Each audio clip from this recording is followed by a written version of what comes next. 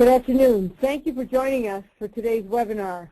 Today's presentation is the third in a series of 6 in our Substance Abuse and Understanding Addiction and Supporting Recovery series sponsored by the Substance Abuse and Mental Health Services Administration of the U.S. Department of Health and Human Services. The series of webinars has been developed by the National Association for Children of Alcoholics and the American Association of Pastoral Counselors, and we are your hosts today. We would like to, let me introduce myself. I am Sis Wenger, and the President and CEO of the National Association for Children of Alcoholics. I will be your host and in a few minutes introduce you to your moderator, Jim Crowley. We are collaborating with NACoA, the Association of Addiction Professionals, which provides us with the technical assistance and the guidance for this series of webinars, and we are grateful to them for their assistance. Before we get started, let's review a few housekeeping items about how you can best participate in today's webinar. The tool we are using is called GoToWebinar. The control panel you see on the right of your screen can be minimized or expanded by pressing the orange arrow. Doing this will allow you to see your entire screen during the presentation. You can also reopen it by pressing the orange arrow again. The presentation is being recorded and will be posted on the NACoA website, www.NACoA.org, after the presentation. Also, you can find on the website the PowerPoint slides for today's presentation if you want to download them and take notes as we're going forward. All the attendees on this live broadcast are entered now into listen-only mode. This means that your microphones are muted, so you will not be able to hear, we will not be able to hear you during the presentation. However, you have the ability to send questions to our staff or to the presenter through the questions panel during the presentation, which you can see again on the right of your screen. Simply type in your question and click send. Due to time restraints and the number of outstanding speakers we have today, we may not be able to answer your questions live during the presentation. And if that happens, we will collect your questions and post answers on the website when we post the full presentation. If you are using your computer speakers to listen in today and are having trouble getting the volume higher, I recommend switching to a phone line. We have no control over the volume output, but this switch seems to solve most problems. As I mentioned, we have 5 very insightful and terrific presenters today, and we have a lot to cover in the next 90 minutes. So with that said, let me tell you a bit about this series. It is, as I mentioned before, sponsored by NACoA and AAPC under a project called the Clergy Education and Training Project. You can find on our website a tremendous number of tools that have been created by that project, and we encourage you to peruse those at a later time. At this time, then, I really would like to turn this over to Jim Crowley, who's the President of Community Intervention Incorporated in Minnesota. Jim has been a long-time expert in the field of educating clergy and community leaders on addiction, recovery, and prevention. So it's a real privilege for me to introduce you to Jim Crowley. Thank you, Sis. The ideal person to lead off our first presentation on recovery is Pat Taylor. Pat is the Executive Director of Faces and Voices of Recovery, the national organization dedicated to organizing and mobilizing the over 23 million Americans in recovery from addiction to alcohol and other drugs. This organization brings together recovery community organizations and networks to promote the right and resources to recover through advocacy, education, and demonstrating the power and proof of long-term recovery. Thank you, Pat, for being a part of this. Jim, thank you so much. It's a pleasure to be part of this exciting webinar today about life in recovery. Here at Faces and Voices of Recovery, that's what we're all about. And when we think about the addiction recovery community, we're thinking about all of us, people in recovery, our family members, our friends and allies, and as we have learned and as over 23 million Americans have learned, life keeps getting better as recovery progresses. And that's important for the people who are in recovery, but it's also important for family members, for our communities, and for our nation. So as we think about life in recovery and what it means, we have to think very holistically in terms of the enormous benefits that recovery reaps, both in terms of improved lives, but also in terms of a better life in our communities. Faces and Voices of Recovery was founded in 2001 at a recovery summit in St. Paul, Minnesota. And there's a long history of people in recovery and our allies coming together that's documented in an exciting new film that's been produced by one of the later speakers, Greg Williams, called The Anonymous People. If you'd like to find out more about the rich history of the recovery movement, where we've been and also where we're going, please go to theanonymouspeople.com and check out this opportunity to bring the full story of the rich history in our future to your community. One of the founding principles of Faces and Voices of Recovery is that we honor all pathways to recovery. And so when people came together 11 or 12 years ago in St. Paul, Minnesota, that was really one of the founding principles, that we want people to get well and we embrace the many ways that people have found to get well, to improve their lives as well as build new lives in the community. So as we think about the recovery advocacy movement and life in recovery, we're embracing all of the many perspectives, lives, and experiences that people in recovery, family members, friends, and allies bring to the table as we offer the hope of recovery to people who are still struggling, but also we embrace the fact that there are so many ways that people can and do get well. As one of our allied organizations has put in this flyer, recovery is everywhere, and that's probably one of the best kept secrets in our country today, is there are over 23 million Americans in long-term recovery. So part of our vision and part of our work at Faces and Voices of Recovery is making it possible for people to have access to the support that they need to achieve recovery, health, wellness, and civic engagement. Because unless we're visible, unless we're engaged in our communities, unless we're part of the process of helping people understand life in recovery and why recovery benefits everyone and that recovery is everywhere, we really haven't done the work that we need to be doing moving forward.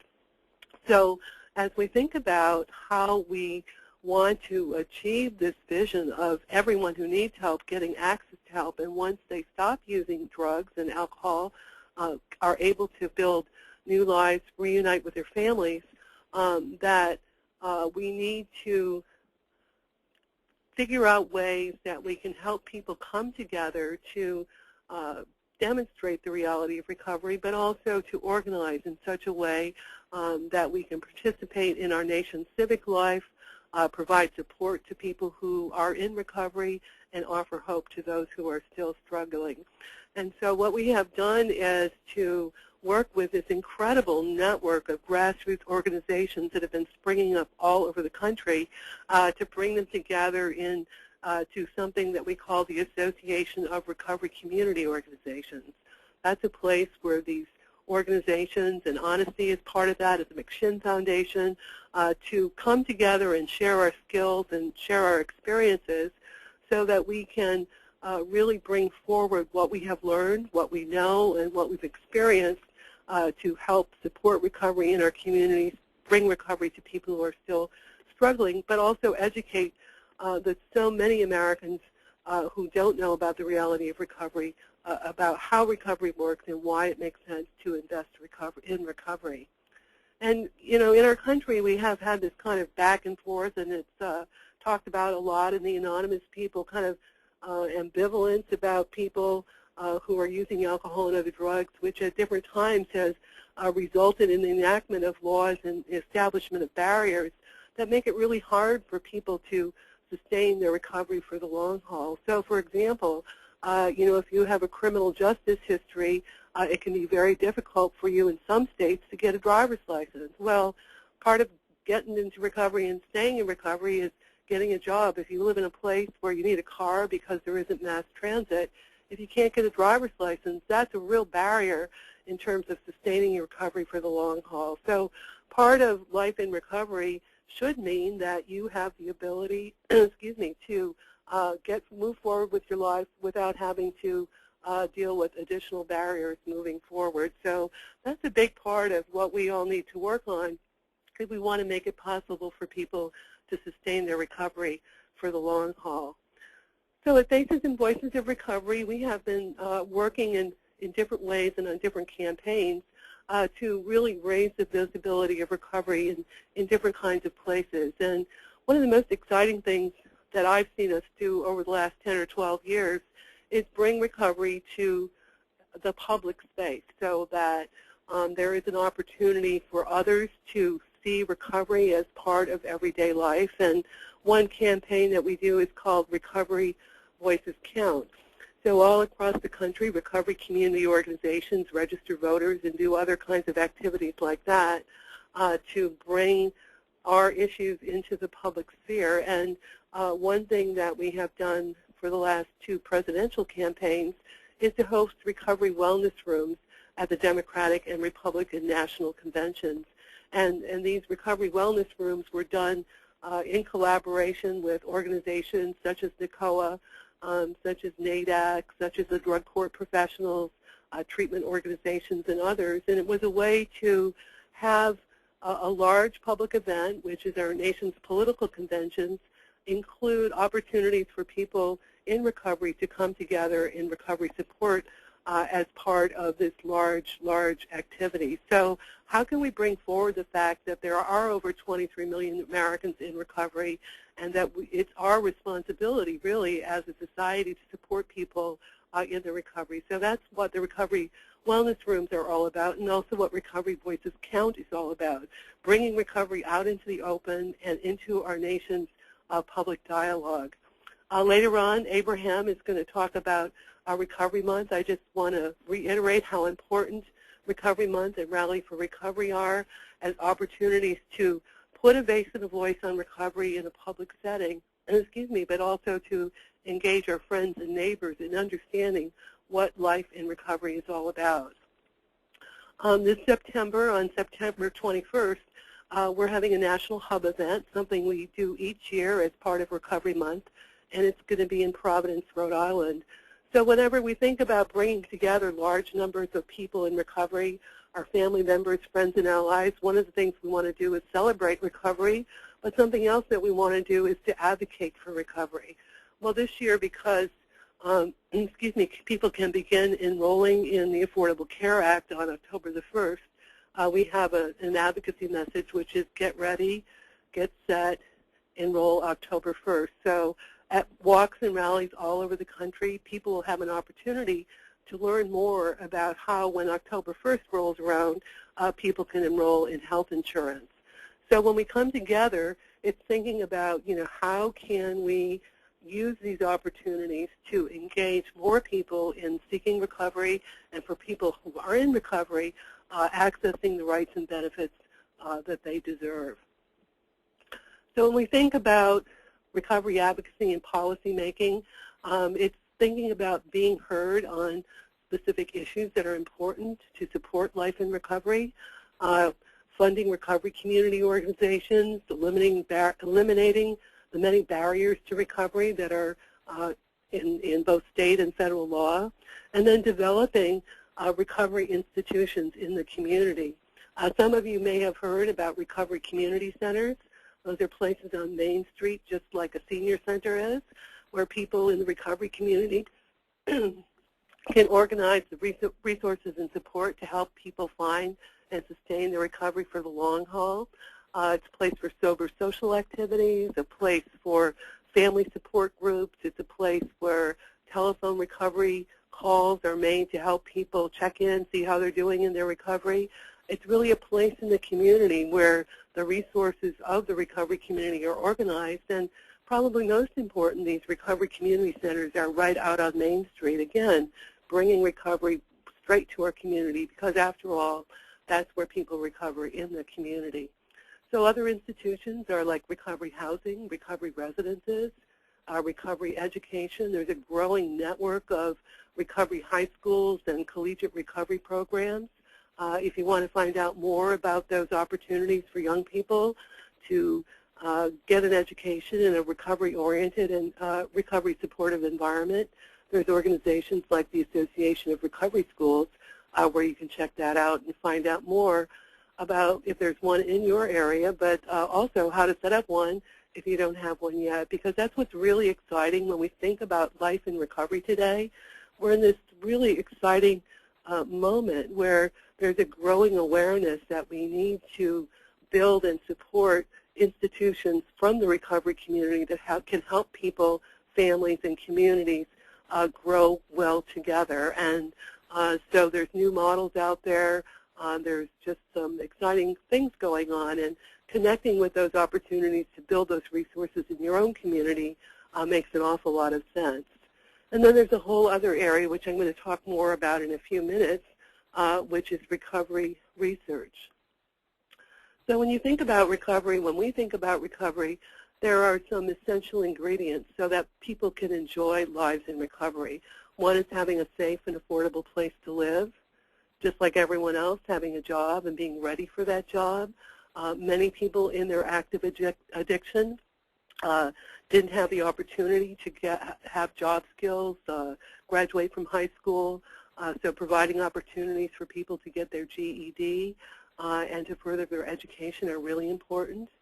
Life and recovery skills, learning how to or relearning how to do things like balance a checkbook, kind of organize your life are really, really important.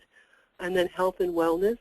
That's why we're doing this Get Ready, Get Set, Enroll October 1st campaign this recovery month, because if people recover from addiction, they may have a host of other health issues that are associated with their addiction or not. And so people in recovery, like everyone, has the right to access the health care that they need to address their total health and wellness.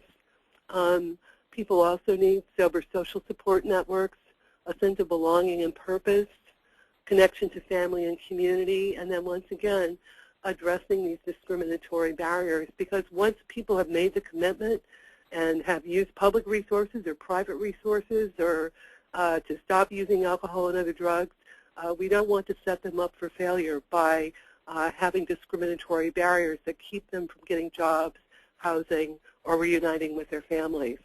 So those are some of the essential ingredients for sustained recovery. And at Faces and Voices of Recovery, we have this, the way we're set up, we have various committees, and one of our committees is a public policy committee. And one of our public policy committee members said, you know, why are we spending so much money researching addiction and not researching recovery? And so he mapped out his life in terms of how much his addiction cost financially and also emotionally to him and his family, and then mapped out his recovery over the course of time. And that was really the genesis for some research that we recently released called Life in Recovery. And we realized that no one had really documented what it means in terms of individual lives and also in terms of cost to society of people, what it means as people recover. So this is the first nationwide survey of people in recovery from alcohol and other drug problems. It was an online survey that over 3,000 people participated in. And working with Alexandra Laudet, we came up with 44 different items representing different experiences and how to measure them in terms of people's lives, both when they were in active addiction and also once they entered into long-term recovery. So as we've mentioned before, there are over 23 million adults in the U.S. who are in recovery from addiction to alcohol and other drugs, something that we really need to do a better job of letting people know about. And we know so much about people's lives in active addiction and so little about the recovery experience. That information is really in its infancy, and one of the reasons we did this survey is to kind of nudge researchers and federal agencies that do research to really look at that much, much more closely. I mean, we know how many 12th graders in Washington, D.C. smoke marijuana. You know, we don't know how many 18-year-olds in Washington, D.C.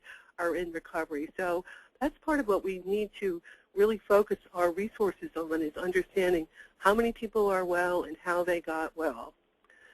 So for our survey, participants has on average entered into recovery at age 36, and over half of them have been in recovery for 10 years or longer at the time of the survey. And not surprisingly, in terms of what these findings were, addiction is extremely costly, but not only in terms of finances, but also in terms of how our families function, how we are engaged in the legal system, and affecting our physical and mental health as well. And then I think one of the most important findings from this research, and we'll talk about a little bit more in a minute, is the dramatic improvements in all areas of life that are associated with recovery. Better overall health, better family life, more civic engagement, and then better employment opportunities at the same time that there's a dramatic decrease in public health and safety risks. So as I said at the beginning, life keeps getting better as recovery progresses. And if you talk with people who are in recovery, their family members, they can anecdotally express that and tell you about how that has benefited them. We have message training at Faces and Voices of Recovery where people talk about what recovery means in their lives. But what this survey does is kind of break that down into kind of three categories. People with 3 years of recovery, 3 to 10 years of recovery, or more than 10 years of recovery. And as you look at the survey results, you can see how people's lives improve over time. So stopping using alcohol and other drugs is really the first step in the recovery journey. And what this survey talks about and demonstrates is that as time goes on, people's lives improve. And that has a lot of importance in terms of how we think about recovery planning, so that as a person progresses in their recovery and they're working on a recovery plan to manage their recovery, at different points along that spectrum, there may be different services and supports that they need. So from a public policy perspective, these findings are really, really important, because someone may, for example, have a goal of getting a PhD or teaching in a university, but in order to make that happen, there are steps along the way that may mean, having an initial goal of getting a GED. So connecting up to get the support to get that GED is part of that recovery journey. And then, 3 or 10 years down the road, that opportunity to further your education is really, really important. So what this speaks to, and really I think what this survey demonstrates, is that building recovery-oriented systems of care, that's opportunities to intersect with various service systems as well as supports, are different for people as their recovery progresses. So life in recovery is very individual in terms of each person, but we also can learn from this survey that there are points along that recovery journey where we can work more closely to help support people along that really, really important step and path to long-term recovery. So if you go to our website at www.facesandvoicesofrecovery.org, you can download the entire report. And I just wanted to share with you some of the findings. As I mentioned, there are 44 different categories. Just taking a look, on the left-hand side of the slide is life and addiction, and on the right-hand side is life in recovery. So that, for example, in the area of finances, 70% of the people we surveyed had experienced financial problems during their active addiction. And then as their life and recovery progressed, they were able to pay bills on time, paying back personal debt doubled, 50% more people in recovery pay their taxes, so their financial stability increased dramatically as their recovery progressed. Similarly, in the area of criminal justice involvement, over half of the people in the survey reported one arrest. And as people got into recovery and their recovery progressed, their involvement with the criminal justice system decreased tenfold. So that's a pretty dramatic finding. And again, we really haven't been able to document in the past these benefits of recovery, and that's really what this survey does for the first time. And another important area is civic and family engagement. When people were in active addiction, they volunteered at a level of 31%, and 61% of those individuals voted. And this is probably one of my favorite findings, if you can have favorite findings from a survey like this, was the dramatic increase in volunteerism. So 84% of people who were surveyed were volunteering regularly in their community, and voting increased to 86%, an increase of 41%. So kind of thinking back to our Recovery Voices Count campaign, we have a huge constituency of people who in their recovery are very much engaged in their community, and thinking about mobilizing and organizing Life in Recovery for the vast majority of people who participated in this survey includes being very present in their community's civic life. So I'd like to conclude with talking a little bit about the need for research. As I said earlier, we've invested tremendous amounts of resources in understanding the problem and very little in understanding the solution. So we've come up with a series of research questions that we think need to be addressed as we think about life in recovery, so the public and policymakers understand that it makes sense to invest in recovery. One is the whole recovery process. What happens? How does that work for people? A whole other area is peer recovery support services. As many of you know, all across the country, recovery community organizations and others are developing these very innovative peer recovery support services. We really need to have some more research on them, especially as we move into this era of implementation of the Affordable Care Act, so we can develop evidence base for these peer practices. We also need effectiveness research on these burgeoning recovery support institutions like recovery community centers and recovery high schools, and then comparative research with other chronic health conditions. We talk a lot about the fact that addiction is a chronic health condition that can be managed, just like other health conditions, but we've done very little to compare the types of support and help that work for people with addiction and compare that with other health conditions, which would be really, really helpful in terms of, again, public understanding of addiction as a health problem, not a criminal justice problem. More research on what recovery means in terms of our lives, and also research on recovery prevalence. So once again, you know, we know how many 6th graders or 10th graders are smoking marijuana or drinking alcohol. We have very little data, we have virtually no data on recovery prevalence. And as we move towards implementing more policies to support recovery, we need to be able to report on what that means in terms of people who have found recovery, family members whose lives have changed because a loved one has found recovery, and then also looking at policy implications for recovery and the effectiveness of public information, education, and awareness strategies around recovery. So that's pretty much it. Life in recovery, as I mentioned at the beginning, life progresses and keeps getting better, benefiting individuals, families, and communities. So I'd like to turn it over to Jim. Thank you very much. Thank you very much, Pat. It was such a clear and thorough explanation of what the Voices of Recovery, Faces and Voices of Recovery cover, and it's helpful for all of us. And we can see how we can get involved. So thank you very much, Pat.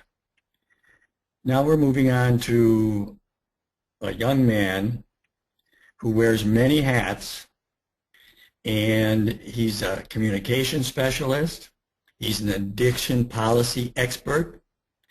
And above all, he's an activist for the transformation of the current response to addiction in America. This is coming out of his personal recovery experience from alcohol and other drugs at 17. He holds a master's degree from New York University. He's done a lot of wonderful things, but one thing that he's probably more well known for than others is that he produced the independent documentary, An Anonymous People, which was released this year about the over 23 million Americans living in long-term recovery from addiction. Thank you for being willing to be a part of this, Greg, and welcome. Thanks, Jim. It's good to be here, and I'm glad to present a little bit on some of this stuff. As I made the film over the last couple of years, I learned a lot about, and I want to tell people first off that none of this, I learned a lot about it experientially in my own experience, but I learned more about it from a gentleman named William White, and he's done more history and research on mutual aid and the language of mutual aid and what mutual aid is in America, probably than anyone. And so I'll start with modern mutual aid groups, which most people, you know, have a frame of reference of Alcoholics Anonymous, and many Alcoholics Anonymous meetings, you know, meet every day in thousands of parts of this country, and in churches, synagogues, schools, in various different locations. And they're probably the most famous mutual aid group that started in 1935. And on this tree, you see how you know, I'll say in William White's Slaying the Dragon, he goes into a much more in-depth history, but I don't have time to do that today, of the 150 years predating Alcoholics Anonymous, that, you know, where people found recovery together in different kinds of support groups that predated AA. But when AA was formed in 1935, it essentially it went mainstream. Mutual aid went mainstream in a way that has changed our culture, changed our country, and most of the data that Pat just referenced, most people who identify within recovery probably attained recovery as a result of one of these pathways that grew out or grew as a direct result of Alcoholics Anonymous. So on this tree, we'll go through some of the different mutual aid groups. There's 12-step groups, and there's non-12-step groups. There's family groups, and there's individual groups, and so all of them kind of intersect in a really unique way. What do these mutual aid groups do? You know, in Ernie Kurtz's research, 5 million Americans attend a mutual aid self-help group meeting each year. That's 2% of the population over 12. So that's a lot of people. There's different language, and mutual aid is currently the most used language. It used to be called self-help, but when you really, we'll get into this later about how people help others, it really isn't about just individuals helping themselves, but also helping others. And, you know, I won't go into the breadth of the research, but Ernie Kurtz is pretty confident that all the research shows that mutual aid does work to support people to sustain their recovery from alcohol or other drugs, and family members who are looking for support with their issues with addiction. You know, and so this is a quote from Faces and Voices, has a recovery guide to mutual aid resources. Mutual aid groups have proven life-saving for people seeking, initiating, and sustaining their recovery for families and significant others. Members voluntarily support one another by providing social, emotional, and informational support. Participants typically increase the likelihood of sustaining their recovery as well as improving their physical and emotional health and well-being. And so I'll give you the links to Faces and Voices Guide to Mutual Aid Resources, which is probably the most comprehensive site on finding resources and accessing contact information for the individual mutual aid groups that we'll talk about. One thing that Pat talked about is addiction is a chronic health problem, and so Typically, our systems response in America has been to treat the crisis period or to treat the acute care crisis. And for much of the history of addiction treatment, the referral process was, well, you probably should go to a mutual support group, a 12-step group or some other group. And so now we're developing recovery support services that kind of help facilitate that linkage a little bit better. But people have been sustaining their recovery in a chronic health model for a very, very long time, and going to ongoing supports to stay well and improve their quality of life. And one of the most important pieces, I think, of that experience is if you walk into many mutual support groups, you'll see a sign that says, "You are not alone." And the idea of identifying a shared lived experience with other people, sort of, especially around an illness that has a lot of shame and stigma. And so when you have that experience where there's a shared lived experience, it kind of deflates some of that fear and anxiety people have asking for help and continuing to ask for help that they need to sustain their recovery. And the nice part is that mutual support groups can support families. So we'll go into some family-specific ones. NACoA is hosting this webinar today, and there's some really amazing groups that support families, even if the individual isn't ready to stop using drugs or alcohol. So, families hurt from this illness, and they can find support and ongoing help for their own boundaries and their own well-being and their own emotional toll that addiction takes, even if their family member who's actively addicted is not ready to stop. And it's active participation in any type of mutual support group significantly increases the likelihood of maintaining abstinence. So it's pretty clear in the research that people who go stay well and do better than those who don't. It's not a foolproof solution. Some people, don't consistently go or don't succeed in certain groups. And I want to go over a few different types of groups that you might be familiar with or not, where if somebody doesn't fit in well at a particular group, maybe there's a different type of 12-step group because, obviously the most famous and most prominent group is Alcoholics Anonymous with the most amount of meetings across the country. They have, I think, over 2.5 million members worldwide right now. And so they're the easiest one to find. You probably have 10 to 15 in your own community that meet on any given night. But some folks don't necessarily identify with the 12-step model, and we'll talk about that next. Out of Alcoholics Anonymous, people who had problems with narcotic drugs didn't always feel welcome, and essentially Narcotics Anonymous was started in the late 60s, and now they're a huge fellowship of people who are going to Narcotics Anonymous meetings. They follow the same 12-step model as Alcoholics Anonymous. It's just a different environment for people who identify with using drugs, illegal, illicit, or legal drugs.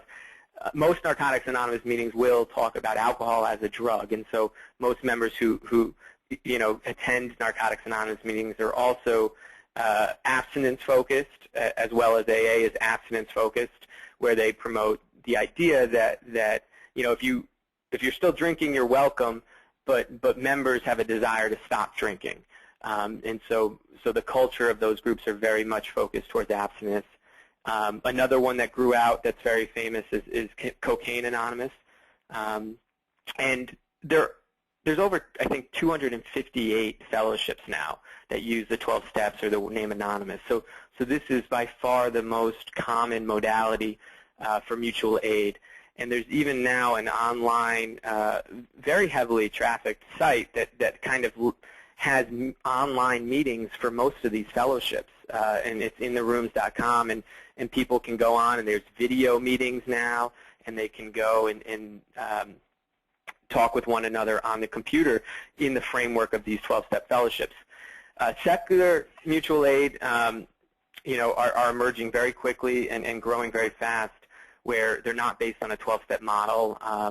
They vary highly in their modalities and what they how people stay well, but they're very different in terms, and they appeal to a certain group of people and a different group of people than maybe identify with the 12-step based groups and those groups that have a higher power in that kind of sense, in that traditional sense. So Smart Recovery, smartrecovery.org, LifeRing, Secular Recovery, Women for Sobriety, Secular Organizations for Sobriety, all of these organizations and more that you can find on that web link at the mutual aid are non-12-step based mutual aid groups that people might, it's important to have some literature and offer that as an option for people who might be looking for a different way to fit mutual aid than 12-step based groups. There's also now an emerging growth in faith-based groups. There's an organization called JACS, which is the Jewish Alcoholics, Chemically Dependent Persons, and Significant Others. And one of the fastest growing groups across the country is called Celebrate Recovery. There's even a new feature film that was made about them, or not made about them, but the character in the film actually finds recovery through Celebrate Recovery and their faith-based approach to recovery. And it's called Home Run the Movie, and that came out last year. I think it's coming out on home video now. So I definitely encourage people to check out those different options of recovery. Now, family-oriented mutual aid, so all those were individually focused for the individual who has the addiction problem. Family-oriented mutual aid is the most famous one is Al-Anon, which grew out of Bill Wilson, who was the founder of Alcoholics Anonymous. His wife, Lois Wilson, started Al-Anon, which was a support group for family members of the alcoholic, and that has grown really large. Al-Anon family groups across the country, and they deal with codependency issues and other support issues that family members of alcoholics need support with. And Family Anonymous is a growing group of families who are coming together to support one another in their recovery and in their family support needs. Adult Children of Alcoholics is a great friend of NACoA's, and is a different type of group. It's just where people identify on the spectrum of addiction. I mean, it's an intergenerational illness that impacts childhoods, families, and communities in different ways. And so different individuals, I mean, when we talk about 23 million people in America in recovery, well, there's 20 million who are still suffering, but there's 65 million, if not more, family members who are directly impacted by people with addiction. So it's we're talking about a third to two-thirds of America who are directly impacted by addiction. And so different people are impacted by this illness at different times in their life and can find support. And one of the heartbreaking groups that I've become very acknowledged with and connected with over the last year and a half is sadly we're having a growing epidemic of overdose. Addiction is now, the overdose is now the leading cause of death of young people under 30 in America. And so we really have an epidemic on our hands with overdose and people passing away from substance use. And so there's a group called GRASP, which is Grief Recovery After Substance Passing. And there's a whole number of families who are coming together to support one another with that unique experience of losing a loved one, whether it be an adult or a young person, to some substance use disorder. And I know personally I've been to way too many wakes of young people my age, and that's probably why I'm talking to you today and why I do this work. This is a very devastating illness, and we definitely have to look for better ways to improve our outcomes. And also there's a growing youth and children focused mutual aid, because addiction today, 9 out of 10 people started using when they were under the age of 18, and so and also many young people grow up with a family member who is an alcoholic or has an addiction problem. And so Alateen is a sister group of Al-Anon, and they support the young young people who might be growing up in an alcoholic home. And then for the individuals, young people, adolescents, or young adults who might have an addiction problem, you can seek out young people-specific meetings. There's huge growth of young people-specific meetings across the country in AA and NA predominantly, but other fellowships have different supports for young people.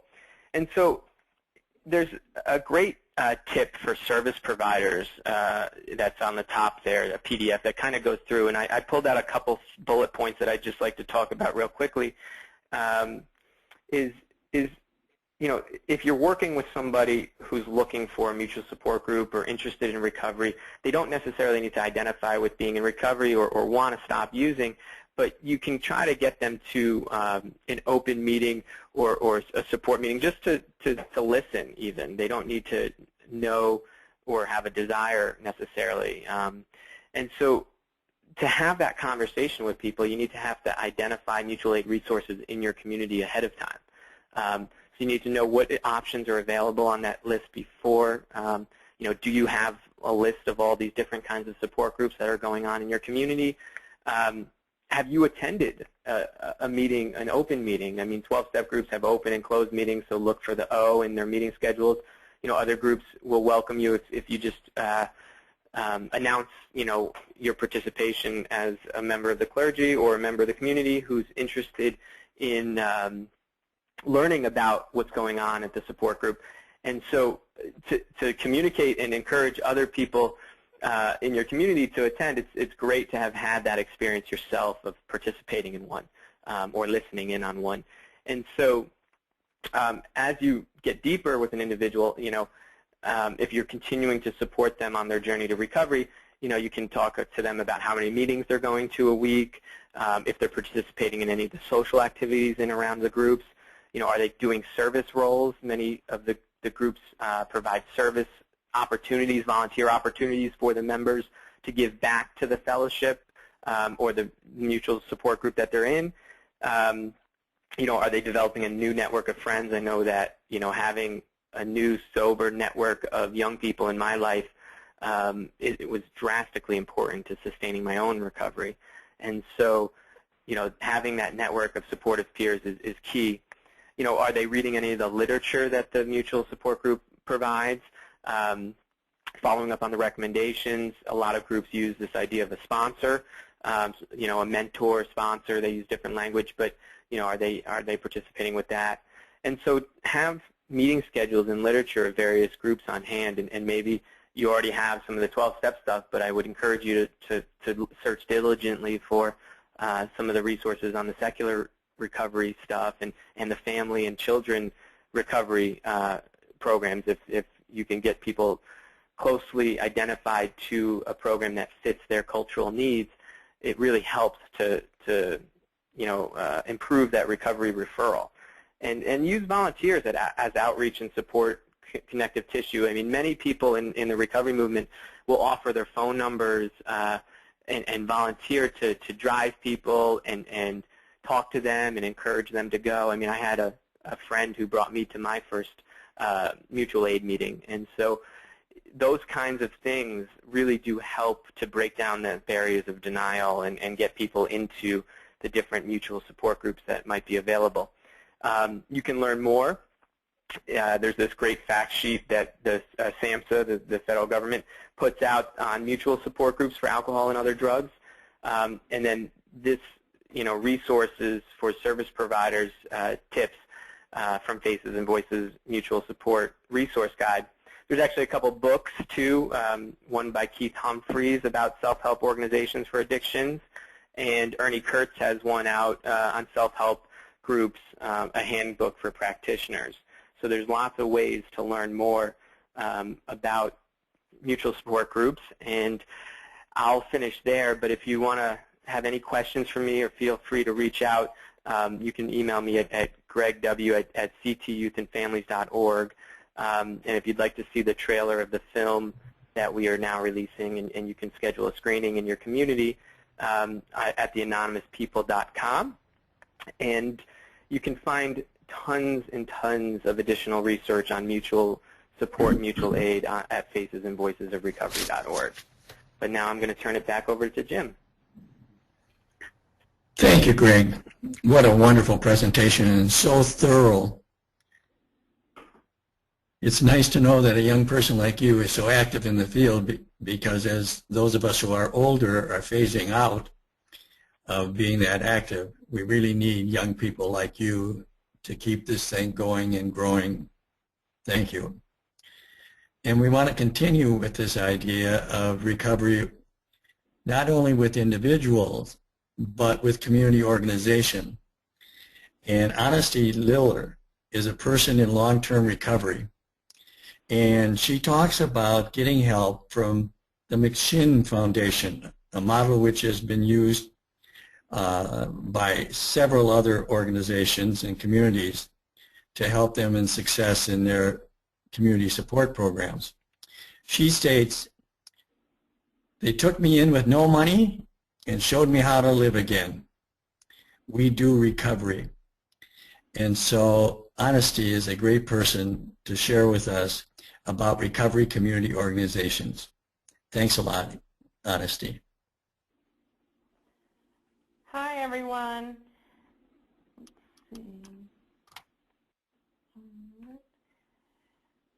Okay, I am a person in long-term recovery, and I am the CEO of the McShin Foundation.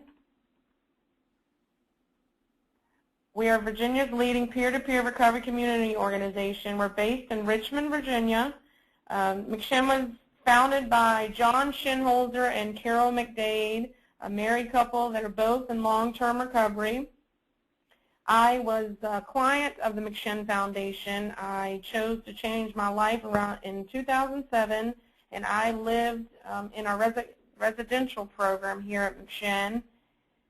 And after completing the program, I stayed for 5 months. I started doing little odd jobs here at McShin, and now I am the CEO years later.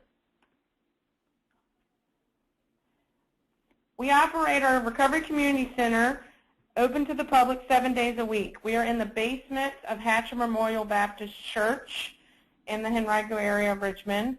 We operate a residential program that has 42 beds for individuals with a substance use disorder. We advocate on a state and national level for recovery-related issues, and we work within the jails and treatment centers locally to deliver the message of recovery. Our peer recovery coaches go into the jails here, and we have a tier in the Richmond City Jail, and we do the peer recovery coach training that we're certified through NACoA to do, and we teach individuals while they're incarcerated to be able to learn about the disease of addiction and learn about recovery, so when they get out of jail or prison, they'll have a strong network and a strong group of people to come to reduce them going back to jail or prison. We're all in long-term recovery. All the staff, volunteers, our board members are in recovery, and our founder, John, is getting ready actually to celebrate 31 years clean and sober, and I have 6 years of recovery. McShin, we hold events throughout the year here at Hatcher, at the church, in the parking lot, on the playground.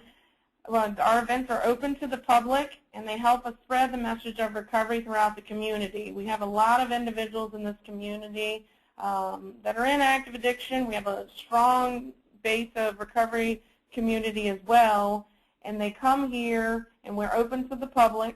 We don't deny anyone. Our doors are always open for someone, you know, if they want to get clean and sober. Our largest event, like Pat had said earlier, September is National Recovery Month. Is actually this year in the parking lot at Hatcher, September 7th. We anticipate about 3,000 to 5,000 people this year, and last year we had over 3,500 people. These are individuals that are in recovery. These are church members.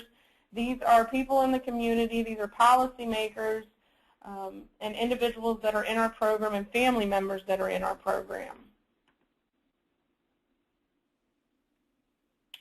So my relationship with Hatcher Memorial Baptist Church, just a little feedback. When I was growing up, I didn't have much of a upbringing of a faith-based anything.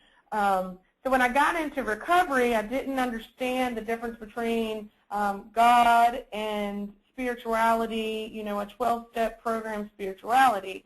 So I have since then, being in recovery for this long, I've learned the difference between both. And for me, I joined this church for over 3 years ago, and I was baptized by the pastor. It was Pastor Michael Poole. And me and my family are church members here. The pastor married me and my husband. I volunteer at church regularly. I've been on the church council as the church clerk for over 2 years. I attend all business meetings. I feel a part of here, and I never felt that way in a faith-based anything before. And Hatcher has literally taken me in, and now I'm a huge part of different activities and everything on their day-to-day basis, business as well. I attend Bible studies. Again, I never knew how a faith-based community could, let alone help me, let alone save me. I volunteer at the Vacation Bible School. That just finished for the children. And my children, they're in the choir. They attend all the after-school activities, and they attend the Bible studies here at Hatcher as well. McShin has been operating out of Hatcher Memorial Baptist Church basement since 2006, and we have a great relationship with the church.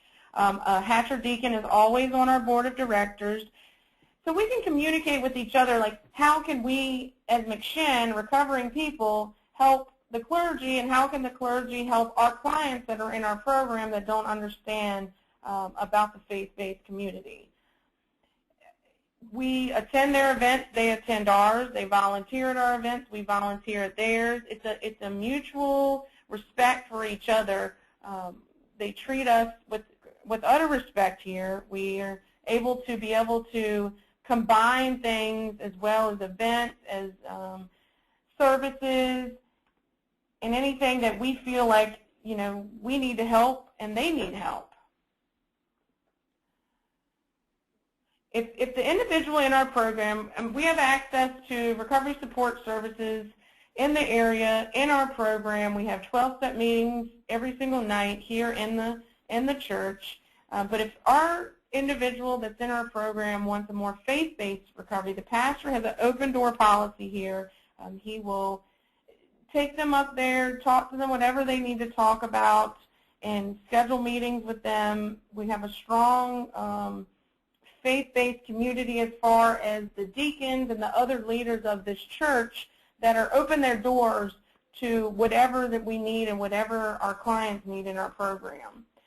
They started a church service before I got here. It's a 9 a.m. church service here at the church. It's a more laid-back type church service. They started it years ago for our clients because they felt like our clients weren't comfortable in the traditional church service. So they started a special one. It's called Live Out Loud, and it's at 9 a.m., and I personally attend along with all of the McShin members of our program. They attend every morning. We get up, we dance, we have fun, and then, again, that's building a different faith base for them along with the other 12-step and meetings that they have here. Many of our clients do choose to become members of Hatcher and participate in the church programs. I mean, they'll ask me to, you know, attend church things opposed to recovery things because they start to fall in love with the church here, as I did as well. Individuals in our program will come here not understanding, you know, anything about faith-based, about church, about God, and due to Hatcher opening up their door to us, is just a whole nother spectrum of what our clients and the people in the recovery community can have. Like, it's unheard of recovery community organization, a bunch of addicts with that stigma that we have, being in this church basement 24, I mean, we're here every day of the week, and being able the church to love us, you know, Baptist members of this church to love us and embrace us and want us to succeed in life, it's just a great thing that we've continued to have a relationship with Hatcher in an excellent relationship over the years. McShin is today would not exist without the support of the church. They provide the space for our community center here and offices and assist us with our events. If we didn't have this, I don't know where we would be if we did not have this office. Again, this was here before I started here. John and Carol got it over here in the basement of the church. But the community alone just makes it a fun. I get here early every day. Like, I feel safe in this church, along with our clients. You know, even the ones that were scared of the word church or faith or God, embrace what Hatcher has to offer here. And we wouldn't be where we were at today if it wasn't for the years and years of our provided space here at Hatcher. We did host a training back in November of 2012 for clergy. We had over 60 in attendance. That was clergy members, that were some of our clients, there were family members, to teach them how clergy and substance use issues we can help each other, how it's more and more support out there for the recovering individual and the recovering families, like Greg was speaking about earlier, that we can do so many things together in this world if we stick together. The training, The training helped raise awareness about addiction and how it impacts people and their families. The training discussed ways for clergy to support addicts by offering information about recovery, pathways to recovery, and offer help and support to family members whose loved ones suffer from addiction. We have a huge family program here at McShin for individuals of family members that their loved one has passed away, their loved ones in our program, their loved ones still out there using. We have a strong family base here. We have family night, Wednesdays and Thursday nights here, that our church members, that some of the church members, their children or grandchildren are in our program now because they see the success of our program and they see what works. And we can do so much, again, together. And, you know, Hatcher is a huge part of my personal life. I enjoy everything about the faith-based community as well. And, you know, if Hatcher wasn't here and took us in, McShin has grown over the years and years of being here. I don't know where we would be at today.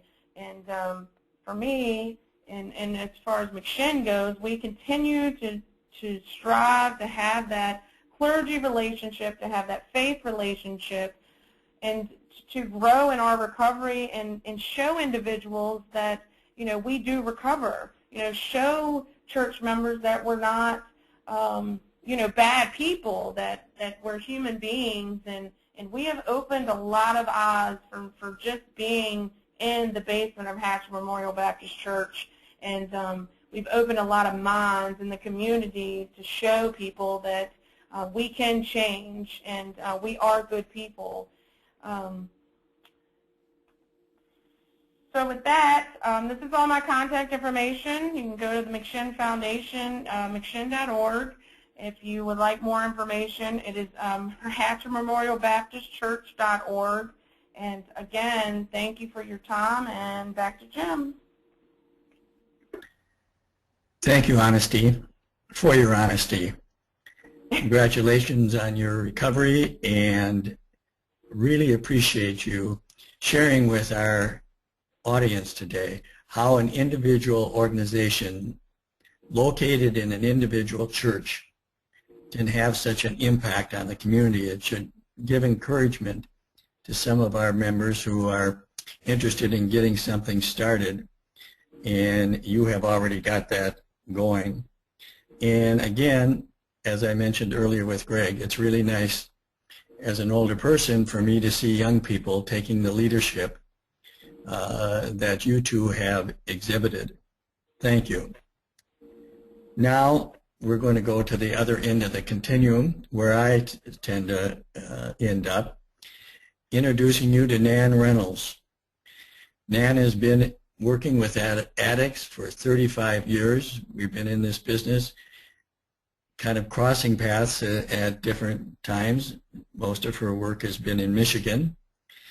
Most of my work has been in Minnesota, and so a couple of Midwesterners getting things going. She's been a lead educator on family issues for more than 15 years for the Michigan Judicial Institute and for a Southeast Michigan Training Institute.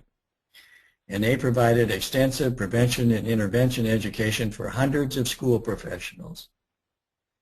She's also created and facilitated a nationally acclaimed family program at Michigan's Brighton Hospital for 30 years. This woman has been busy. And so we hope that today she will be able to share a little bit of the wealth of information. In fact, she's still currently facilitating a family and friends support group in a church setting. Never say die. Welcome, Nan Reynolds. Oh, thank you, Jim. It's such a pleasure to be part of this. And we go way back, and I agree with you. It's wonderful to see younger people getting on our bandwagon. So I'm going to do something a little different today.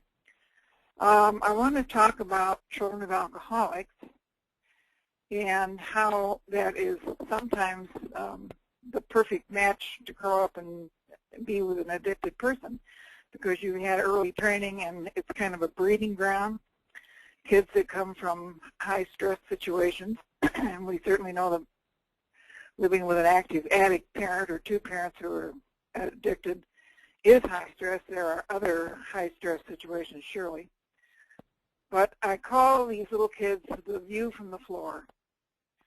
And they do a wonderful thing. They, when there's been a lot of work done on this, they survive, which is job one.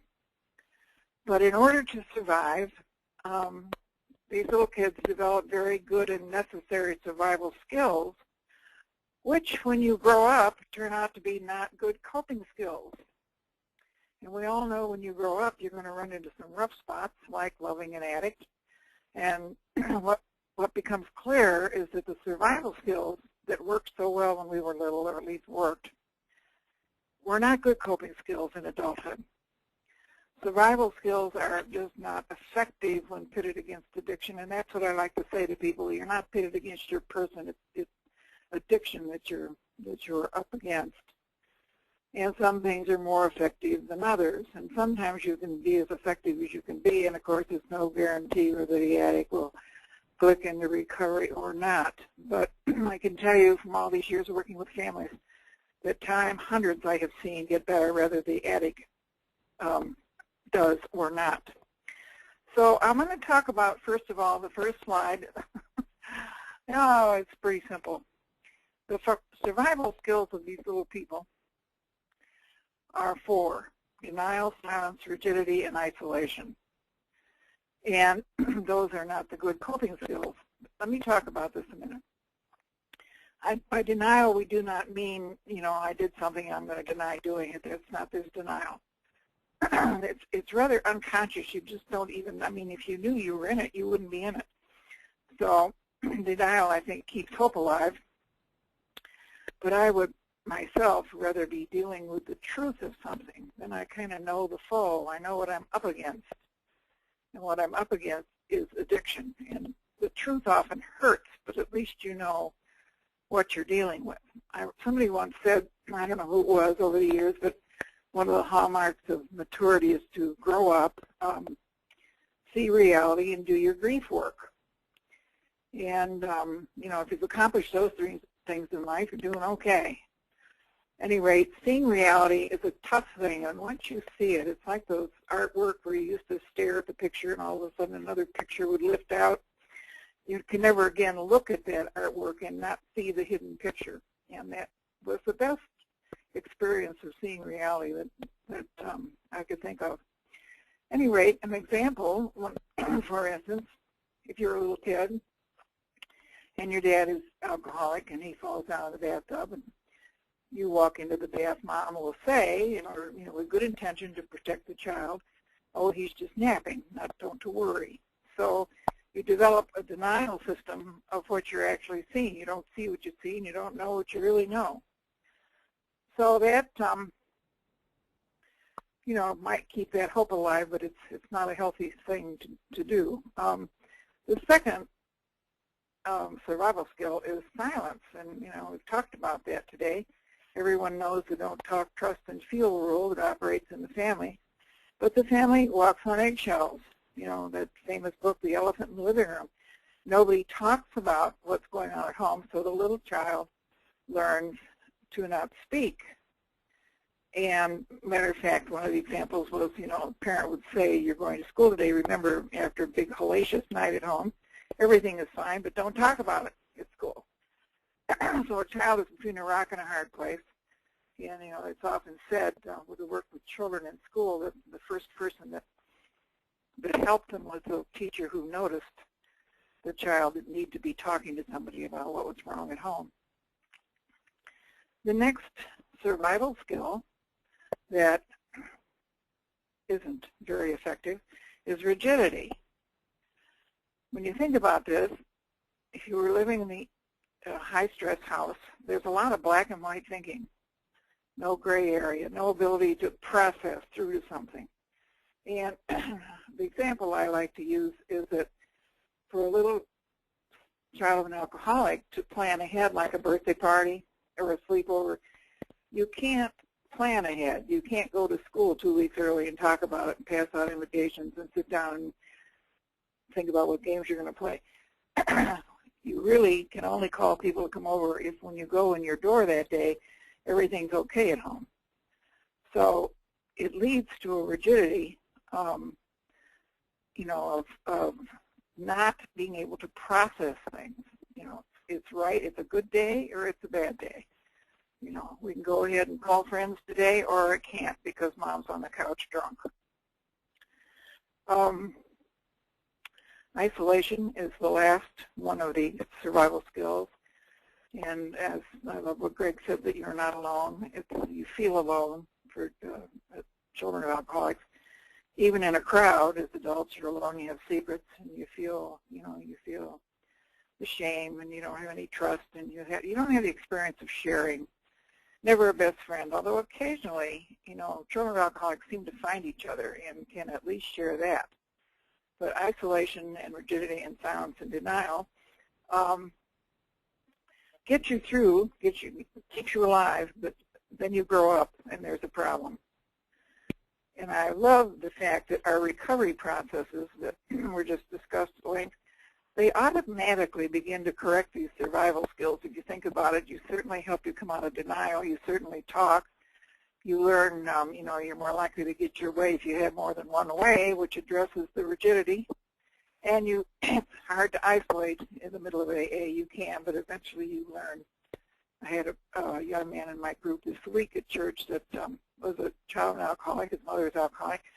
And he came to group and said he couldn't even speak, you know, when he first went to NA and AA, which has been, I think, 3 years now. And now I couldn't get him to be quiet. He talked to the whole group. So he certainly is in recovery from that. So we need to, when you grow up, correct these survival skills. You need to look at the choices that we make, conscious or unconsciously, and learn more effective ways to think and live. Because we are pitted against a very toxic situation, and we do need coping skills to see reality, to be speaking, to be less rigid, and to join others. We also need to know, which you will find in the meetings, that it's quite okay to laugh and have fun, to let yourself be cared about, and to set boundaries, and to realize, very importantly, that you are not your story, which is an interesting statement. You are not your story. You've had a lot of experiences and things have happened to you, but that core self is not, your story is not who you are. Okay, now I want to move to, see if I can get this going, next slide. Here we are. Well, this is detachment, okay? And people don't understand the word detachment. Now we've grown up and we're in a relationship. Oh, excuse me. Wait just a minute. Oh, no,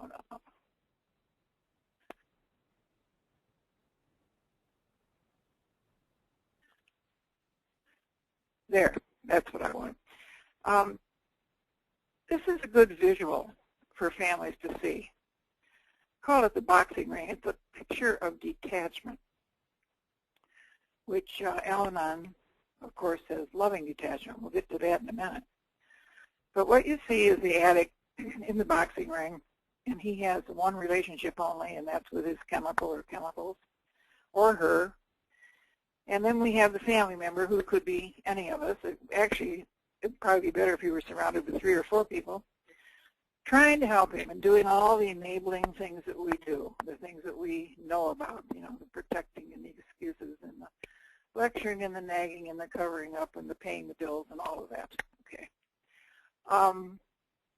It doesn't work. And what happens is the addict, who is in a relationship with their chemical, is flailing about, arms and legs kicking, and you know who's going to get clobbered, and that's anyone that near.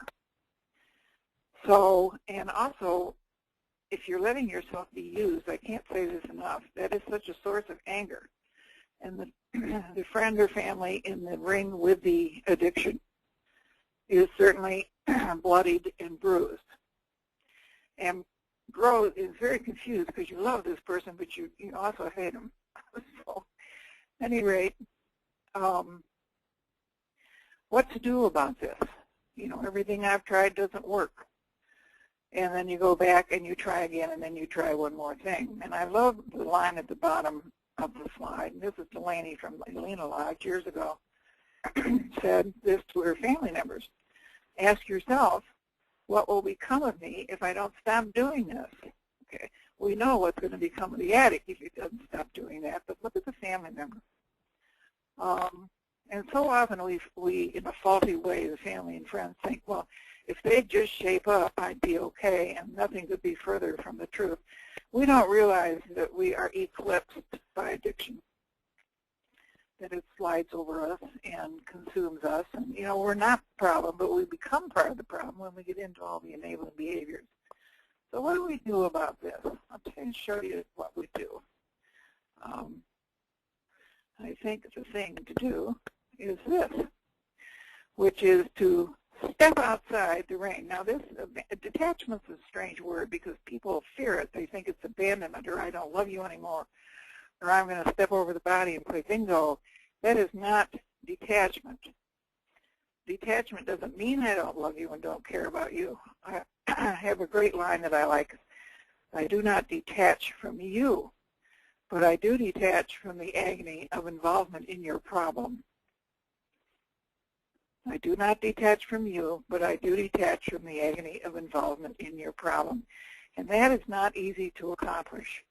But that will put you in the best position possible when you can have loving detachment. Now, see the ropes on the boxing ring? Each one of those things are how we need to take care of ourselves. That doesn't mean you have abandoned the addict, but you're so confused and so frustrated. And actually, I think it's the double P thing for families. We have 2 things to really come to terms with. Number 1, our powerlessness, and number 2, the pain of loving someone who's in their addiction and not choosing to deal with it. So let's look a minute at these ropes. The first one we've talked about, of course, is go to Al-Anon, which is the finest thing you can do. And I think, where's Al-Anon? There it is. Go to Al-Anon. Okay. That automatically begins to correct those childhood survival skills. You go to Al-Anon or NACoA or any of the family groups, you do talk eventually, and you do learn to trust people, and you do share, and you do come out of denial, and you get to be emotionally honest, maybe for the first time in your life. And that is such a catharsis. That is such a healing thing. So that is number 1. The second part of that is you get a sponsor. After, you know, you go to a few meetings and you hear somebody you like what they say, and so you just walk up and ask, would you be my sponsor? And eventually, when you have 2 or 3 years under your belt, somebody may come up and ask you to be their sponsor, and on it goes. sponsor is not really a friend. A sponsor is someone who will tell you straight on when you get off track. Friends love you too much, and often family does too, unless they understand this recovery program. But a sponsor will set you straight, you know, and when you're off the rails and reactive to things. Now the other part, and this should say call your sponsor rather than face the sponsor, although I laughed when I saw this because I think facing your sponsor sometimes is a hard thing to do too, when you have to tell them what the silly thing you just did. At any rate, face the sponsor. Another extremely important part of the ropes, what helps you detach, is learn the facts of chemical dependency. It's right here. Learn the facts. And, oh dear, wait a minute. Okay. Then down here is a twin that goes with that. Develop an attitude that goes with the facts. In other words, and I can tie that into Q-tip up here, Q-T-I-P. I give my family members a Q-tip to put in their wallet or in the car or wherever. It stands for quit taking it personally. And they love that. It's a reminder every day. So if you know the facts about chemical dependency, you know it's not about you. It's nothing personal. Never has been about you. Isn't now, never will be. So once you know that in your head and then internalize it, you develop an attitude that goes with that fact that it isn't about you. And then what happens, if you're not taking it personally, is you stop reacting to everything, you know, and you can respond to something rather than be reactive all the time. So getting non-relative help is also helpful. And I will say this, over the years, I have certainly noticed that it's very hard for over-conscientious people to detach. Very hard for super responsible people to understand this concept of letting go. It doesn't mean I've gone out of the room or out of the arena. It means I am outside the rope, and I will start to do something about my own life and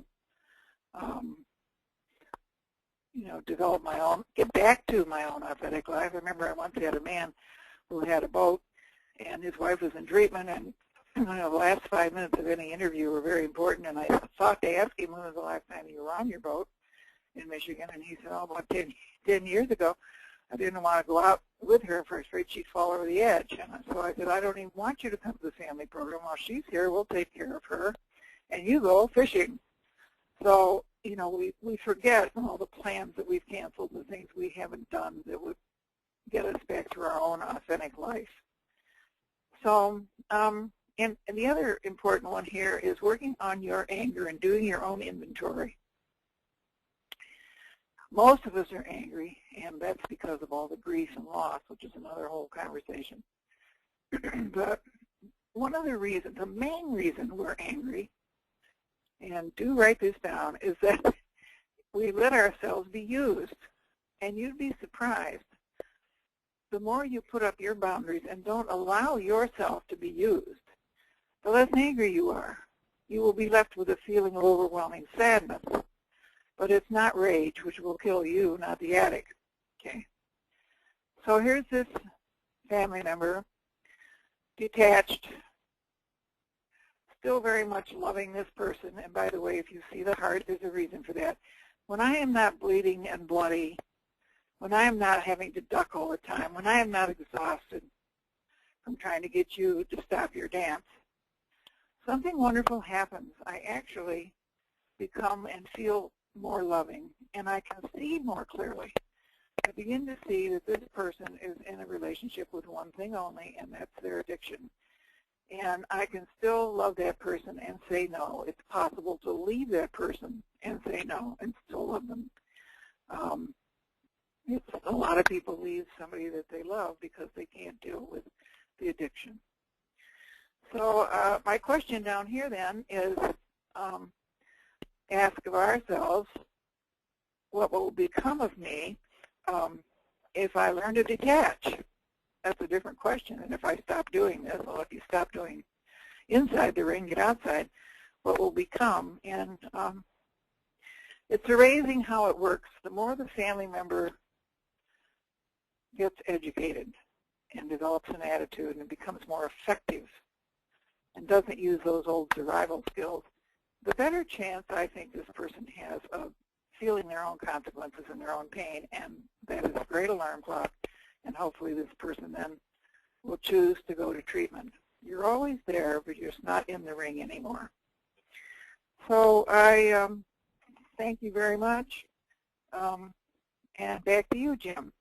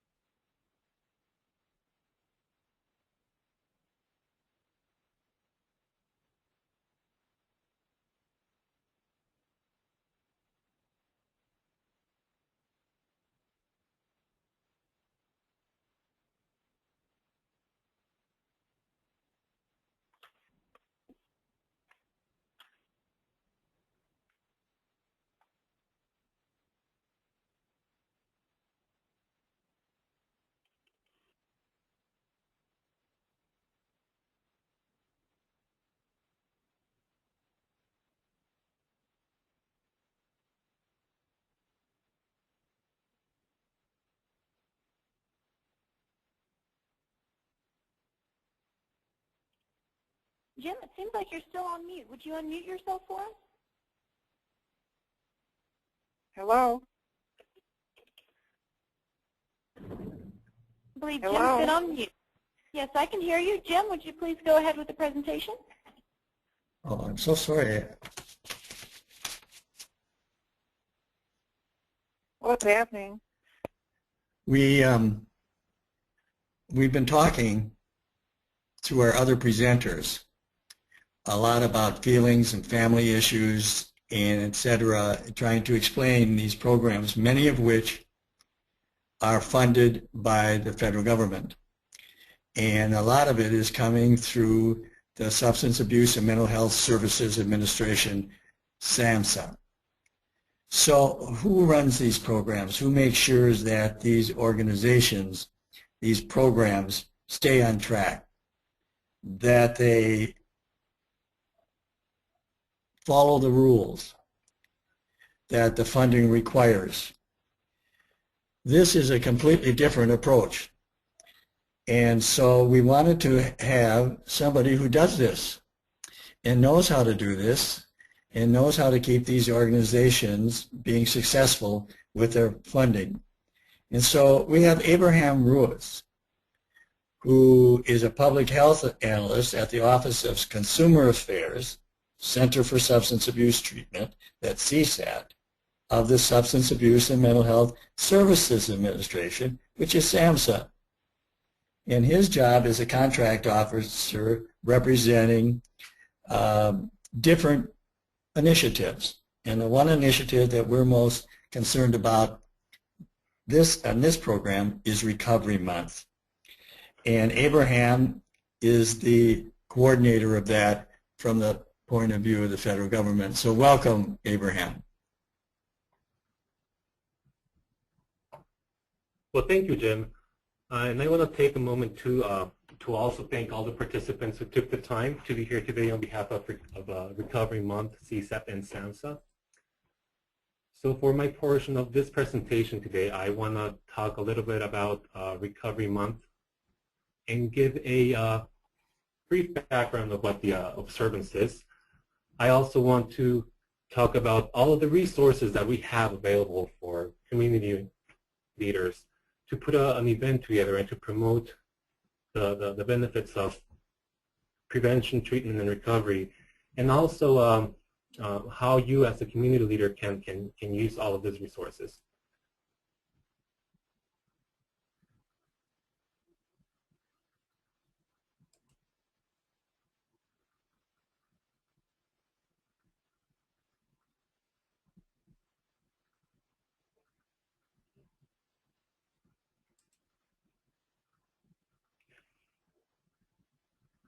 Okay, so National Recovery Month is an observance that promotes the societal benefits of prevention, treatment, and recovery for mental health, mental and substance use disorders. The observance celebrates people in recovery. It applauds the contributions of treatment and service providers.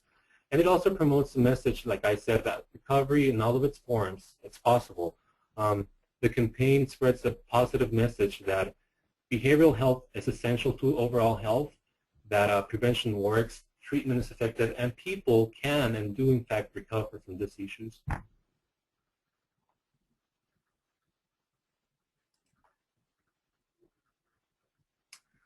National Recovery Month is, of course, sponsored by the Substance Abuse and Mental Health Services Administration. We are part of the U.S. Department of Health and Human Services located in Rockville, Maryland.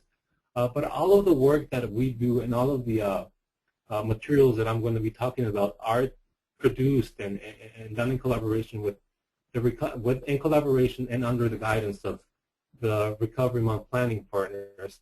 And I think all of the presenters here, including Pat from Faces and Voices, Greg from Young People in Recovery, Honesty from the Next Gen Foundation, and of course our host today, Sis from National Children's of Alcoholics, they are all part of this cadre of people who come together and who meet 4 times a year to plan Recovery Month. They are the ones who come up with the theme. They are the ones who come up with the audiences that we want to be speaking to. We always work 1 year ahead, so next month we'll be meeting in order to talk about the 2014 campaign.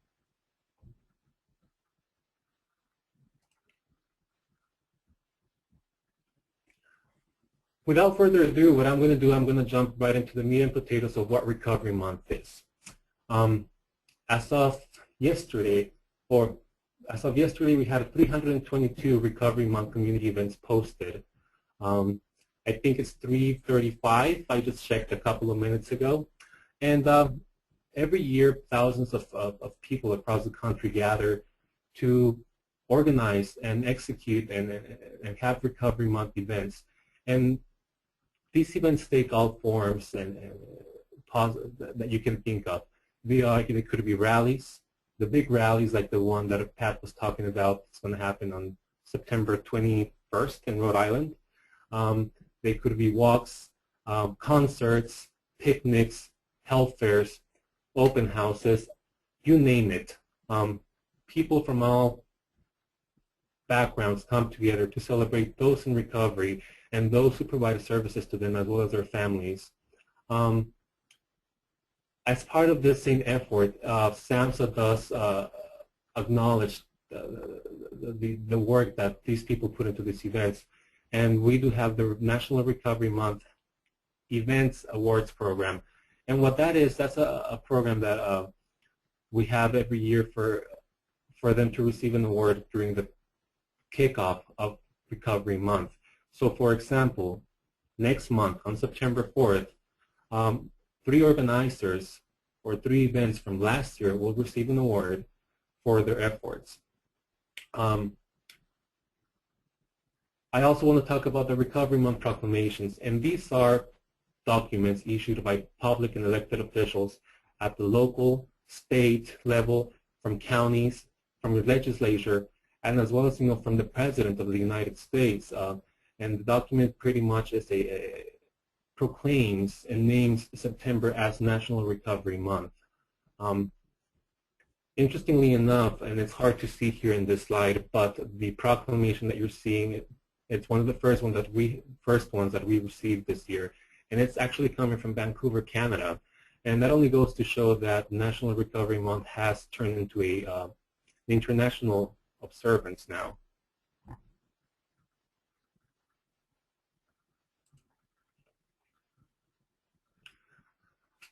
We also have a vast resource of information out there for not only community leaders, but for everyone, for the public in general. We have the National Recovery Month Toolkit that we put out every year in collaboration, of course, with the Recovery Month planning partners. The three main parts of this toolkit are the target audiences outreach, the media outreach, and the resources sections. The targeted audiences outreach is the section that talks to the audiences that we want to reach out to every year.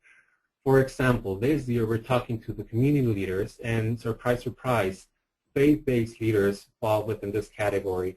So within that section, we tell them what they can do to promote the messages of prevention, treatment, and recovery. We also are talking to young adults, healthcare providers, families, and caregivers. We also have a section for media outreach, and this is for those people who are organizing and want to have a Recovery Month event in their communities. We have a section on how they can request their elected officials to issue a proclamation. We actually have samples of proclamations that they can download, and as easy as just type in the name of the city they're from, and then send it to their elected official so they can issue the proclamation. Press materials that they can also download, editorial pages for their communications with their local news, their local newspaper. Also media advisories if they're talking to their local TV and radio stations. Banners, logos, posters that you can download and print out. A whole section on how to form a community coalition, how to develop social networks, how to use Facebook, how to use Twitter, and of course fast facts or data that comes out of the National Survey on Drug Use and Health every year that you can use in order to talk to your audiences or to your community.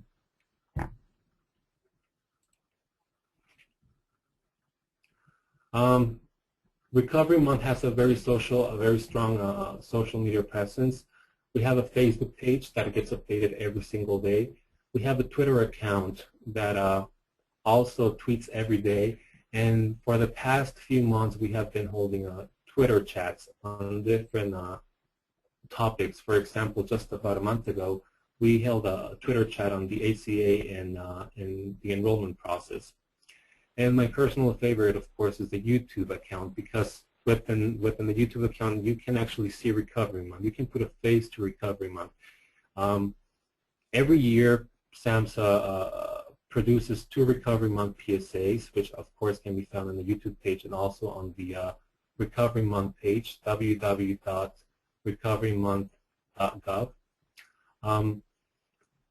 Also, we have the Road to Recovery TV and radio series posted here, and our lovely host, Yvette Torres, sits down with a panel of experts, and for 45 minutes they speak about different topics, and we put out the show 6 times. We put it out 6 times a year on different topics.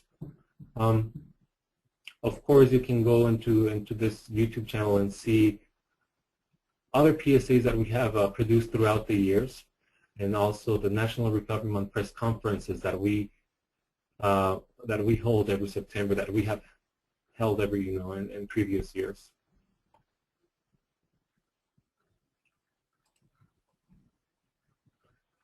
So what can you do as a faith-based, as a community leader? We have to, like Pat said earlier, we know the problem. We have to focus on the solution. These are just some numbers of the big picture at the national level. Unfortunately, 20.6 million people aged 12 or older were classified with substance dependence or abuse. 45.6 million adults or older had a mental illness in the past year. A person dies from suicide every 15 minutes. So there is definitely a problem that we have to tackle as a group.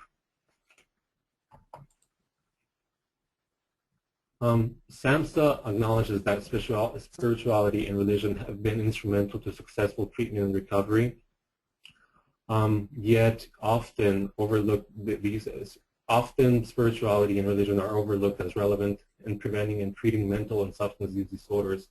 SAMHSA also acknowledges that clergy members are critical and many times relatively untapped resources. And And of course, that we should all be aware that treatment is effective and recovery is life-changing for people with mental and or substance use disorders. So what can you do as a faith-based community leader? Together we are stronger. We push for community coalitions. We asked community leaders to look around and identify counterparts that might be, going through the same requests of information and treatment referrals for substance use and mental health treatment. We also strongly recommend that you seek assistance and input from people in recovery, and that you talk about the role of spirituality and religion and faith-based leaders within the behavioral health field. Like I said, we have a whole section on www.recoverymonth.gov on how to build community coalitions.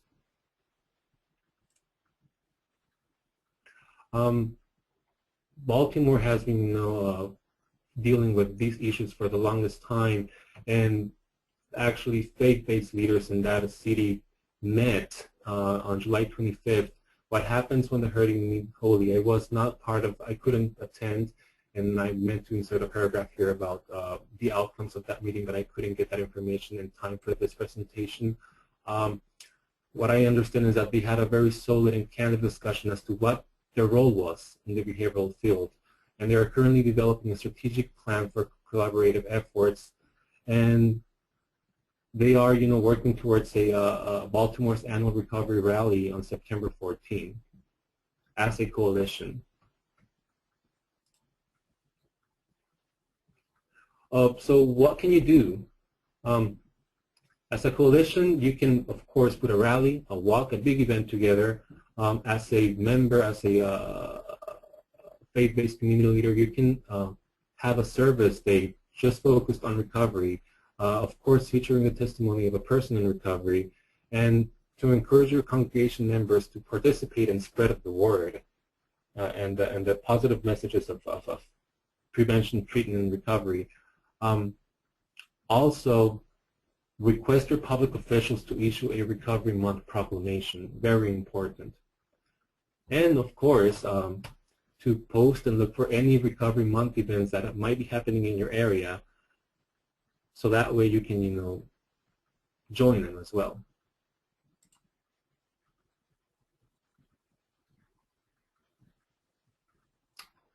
Of course, as a faith-based community leader, it's very important to foster safe environments for people with mental and substance use disorder to come forward. Imperative to educate yourself about substance use and mental illnesses. Learn to recognize the signs and symptoms of mental and substance use disorders to identify individuals who may need help. Of course, to learn about the available treatment facilities and support services. And I think Pat and Greg did a wonderful job on talking about these.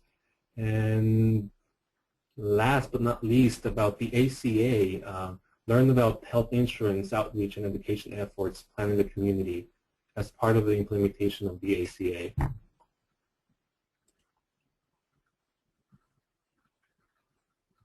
So the last thing I want to mention, of course, is to visit our website, www.recoverymonth.gov.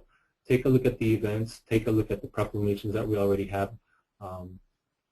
The PSAs that you can use to promote your events.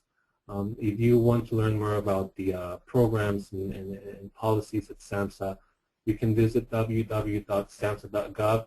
If you or someone you know is in need of treatment, you can call 1-800-662-HELP 4357. And all of these lines are toll-free, totally free, and open 24/7. Suicide prevention line, 1-800-273-TALK. And of course, we have a virtual treatment locator where you can type in your zip code, the name of your city, and they will let you know, they will give you a list of treatment facilities around you. So that was the last part of the portion of my presentation. At this point, I would like to hand it over to our wonderful host, Sis Wenger, and please do celebrate Recovery Month.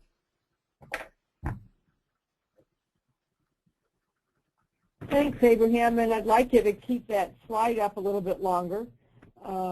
Abraham, I want to go right back to you, actually. You've been a little modest. Abraham did the Spanish translation of the entire National Recovery Month website last year. There are considerable products available for our Hispanic populations. I wonder if you'll speak a little bit to that, Abraham. You'll have to unmute. Of course, around 2 years ago, a need was identified to reach out to our Hispanic audiences. So we translated the whole Recovery Month toolkit, and that's a huge effort. We had, of course, funds to do it, to outsource that a little bit this year, and the same for last year. But this year, I mean, we saw the response that people had to the Spanish translation that we thought we had to do it again, and even we didn't have the money, we're doing it in-house. So hopefully within a week or so, the Spanish translation of the Recovery Month toolkit will be also available.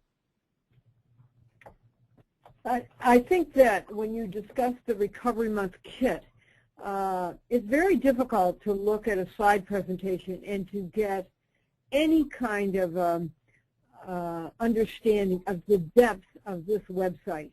Right. We do a lot of training of clergy over the year, and one of the things that we always introduce them to is the Recovery Month toolkit and the Recovery Month website. It is a source for education that can be used in congregations or in communities for the entire year. It covers such a breadth of information that affects prevention, treatment, and recovery. It's filled with resources and downloadable handouts, downloadable pieces of information that you can use in congregations and, again, in other community or discussions, or even in a family discussion. It is such an enormous site that there's even been some discussion that it may be getting too large and it needs to be spread out a bit more. So I think that it encompasses what we've learned over the 24 years of Recovery Month. You know, SAMHSA celebrated its 20th anniversary year this past year, and yet Recovery Month, which SAMHSA sponsors and supports, is actually 24 years old, and it has had a profound impact on people's understanding of the hope for recovery. It's had a profound impact on organizations that have started up since, such as Faces and Voices. And it was for some time a supporter of a program that we're going to feature at the next webinar, the Faith Partners Program, which is a comprehensive congregational-based support program that makes it possible for a congregation without the pastor or the leadership necessarily having to be in charge, but it makes it possible for competent people in the congregations to be quiet and effective resources to people in the congregation who are hurting. So that's going to be actually our next webinar, and that is going to be held on Tuesday, August 27th. So in a way, it's a continuation of today's conversation, which has introduced our participants to the many possibilities of recovery. So I wanted to make sure that you all got that information and that you see Recovery Month, which is in September, in which we celebrate not just nationally but globally now in this country, but see it as a tool chest for what you can do all year round to help individuals who are impacted by family addiction, by the addicted people themselves. And it helps, I think, you to be able to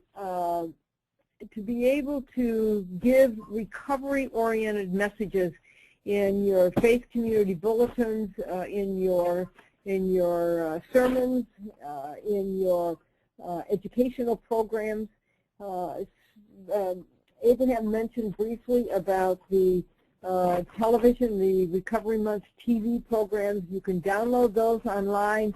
They can be used by families who want to just have a discussion on one of the topics, or by your whole congregation and made your educational series. And there it is. It's all done for you. Those TV programs are standalone educational discussions on various topics that are related to recovery, many of those topics that were touched on today. So I can't encourage you enough to take advantage of that resource called recoverymonth.gov. And then I want to say thank you to all of you, to Pat, to Greg, to Honesty, to Nan. I go back a long way with Nan as well, and to Abraham. What a rich 2 hours we have had with really basically only touching on each of your topics. So thank you for what you've done today. If you have any questions, if the speakers have any questions for Abraham or for Greg or for Honesty around the recovery activities, you could ask them right now. And if I don't hear any, let me go on with my wrap-up about this series. I mentioned at the beginning of the program that this is a 6-part, 2-hour series, and we are now just finished our 3rd. There are 3 more to go. We will have posted on our website the dates and times for all of them. They will all be at 2 o'clock Eastern Time.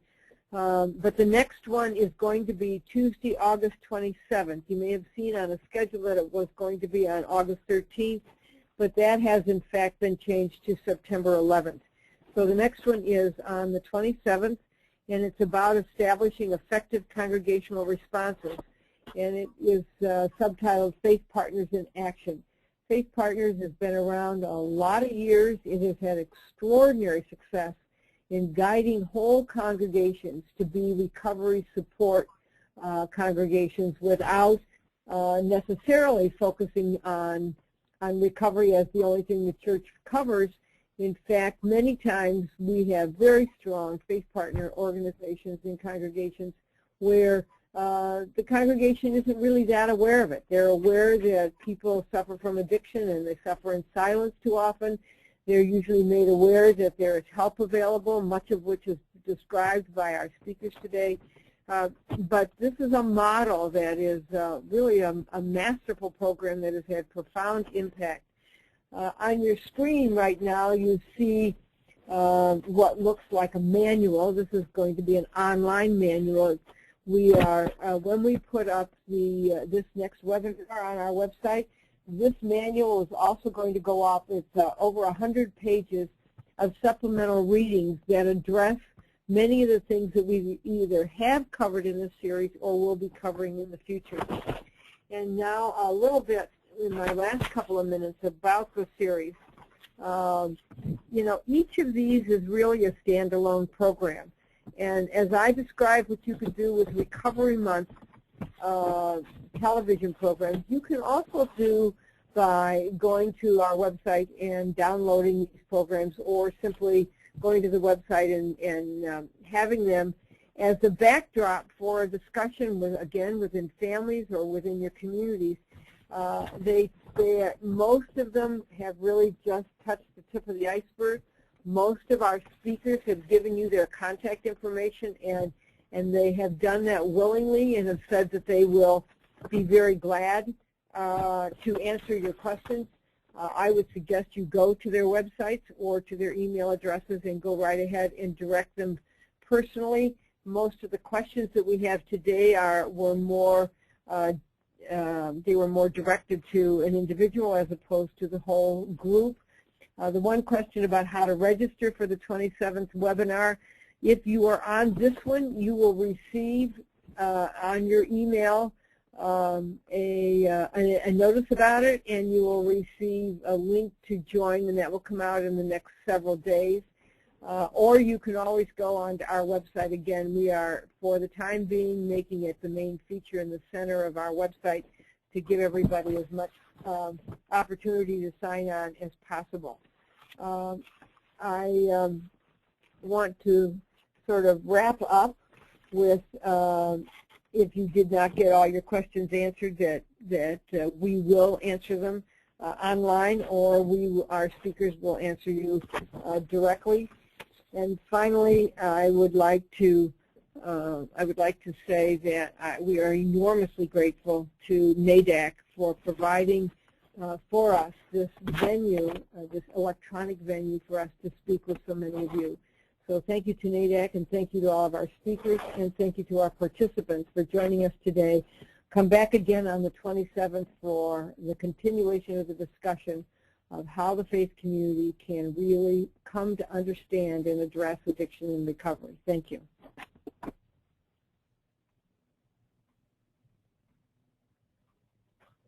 And back to you, Misty.